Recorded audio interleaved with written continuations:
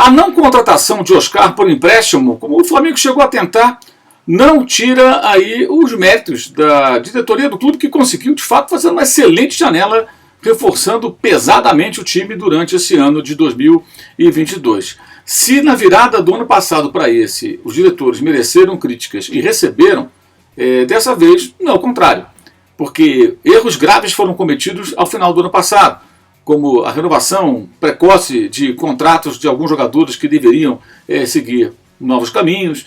E isso até teve impacto no início de temporada, quando foi tentada uma mudança brusca com a chegada de um técnico de fora, com outras ideias, e que acabou fracassando.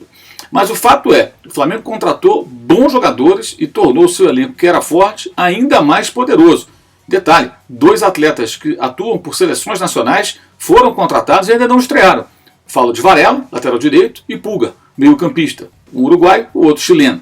Ou seja, com a chegada de jogadores que foram contratados na primeira parte do ano e agora nessa janela de meio de temporada, evidentemente as coisas foram ficando ainda mais interessantes para o técnico Dorival Júnior, que agora tem um elenco ainda mais forte, tanto que vai revezando 2 equipes praticamente e vai conseguindo uma sequência muito boa de vitórias. Só no Campeonato Brasileiro são 6 consecutivas do Flamengo, o que fez com que a equipe chegasse à segunda colocação, quando algumas rodadas, quando ele estava chegando no Flamengo, falava-se até do risco de rebaixamento, que era evidentemente um grande exagero, mas falava-se sobre isso porque a proximidade com a zona da degola, ela existia e ela era real.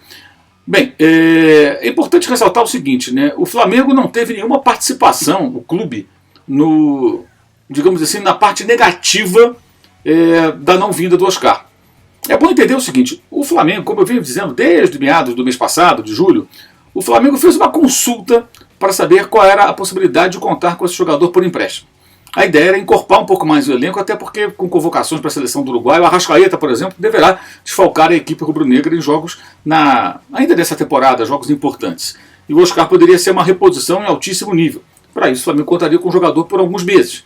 E já posso até afirmar para vocês, a ideia era tê-lo por esse período e, quem sabe, conseguir convencer o Xangai Porte, clube chinês, a prorrogar uma permanência por pelo menos parte de 2023. Uma coisa de cada vez. Mas, na verdade, o Flamengo não anunciou jogador nenhum, ele não se manifestou como, já contratei, vou contratar. Não foi como alguns episódios de jogadores que alguns clubes tentaram contratar e chegaram até a anunciar, praticamente não vieram. Pelo contrário, a versão segundo a qual o jogador já estava com o contrato assinado, já estava encaminhado, ela foi de responsabilidade de setores da imprensa, lá de fora e aqui no Brasil.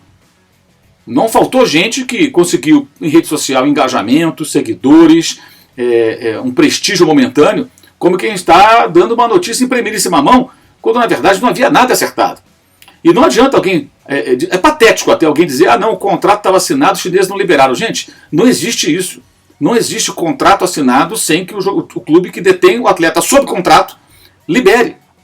Isso não existe. Tanto que quando o jogador chega numa reta final de contrato, Vitinho, por exemplo, para ficar num caso rubro-negro, o Vitinho está em reta final de contrato, o compromisso dele com o Flamengo termina agora no final, em dezembro desse ano, 2022. Então ele já pode assinar um pré-contrato, porque já está nos últimos 6 meses do atual compromisso dele com o clube. Mas ele só pode assinar um pré-contrato, que vai se solidificar ou não lá no começo do ano que vem com o clube interessado nele. Muito simples isso. Contrato, ele não pode assinar com ninguém agora, porque ele tem um contrato com o Flamengo. Ninguém pode ter um contrato com 2 clubes ao mesmo tempo, gente.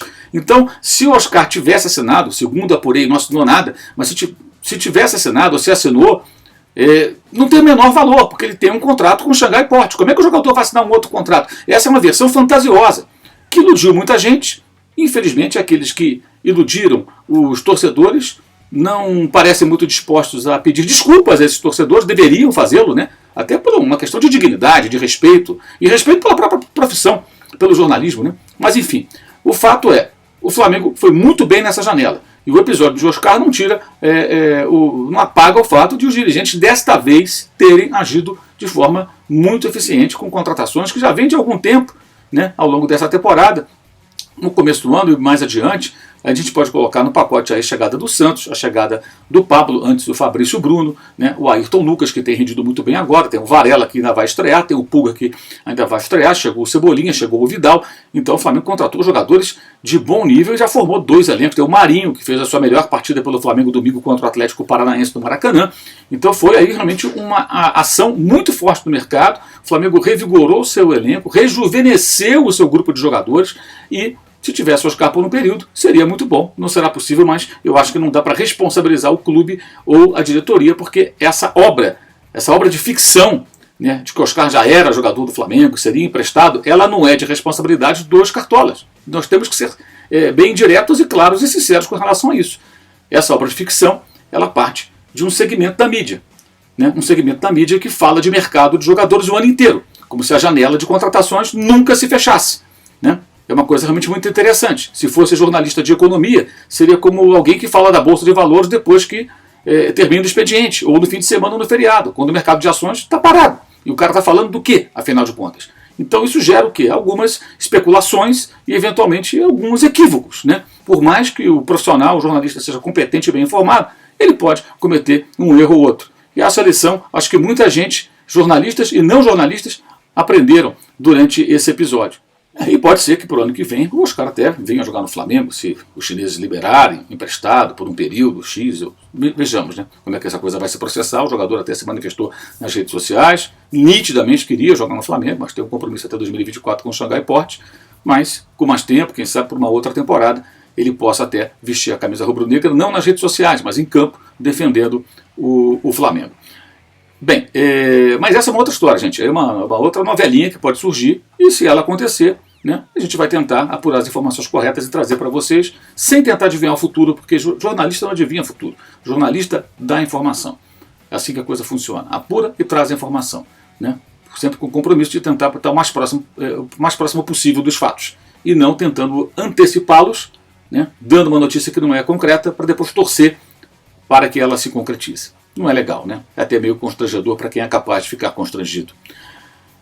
Nessa quarta-feira teremos 2 lives. A partir das 8h15 da noite, antes do jogo entre Atlético e Flamengo pela Copa do Brasil, e depois da partida também estaremos aqui no canal batendo papo sobre esse jogo da Copa do Brasil, que apontará um semifinalista. O reencontro do time do Luiz Felipe Scolari com a equipe do Dorival Júnior, dessa vez com escalações mais pesadas, com os times considerados titulares. O jogo será às 9h30 da noite no estádio do Atlético, na Arena da Baixada, em Curitiba. Então, logo após o apito final, a gente vai bater um papo aqui. E antes do jogo também, a partir das 8h15 da noite, conversaremos sobre esse jogo, veremos as escalações e vamos poder também falar de Corinthians e Atlético Goianiense. O Corinthians buscando aí uma reação, tendo que vencer por 3 gols de diferença a equipe goiana para avançar à próxima fase do mata-mata nacional. É isso, saudações.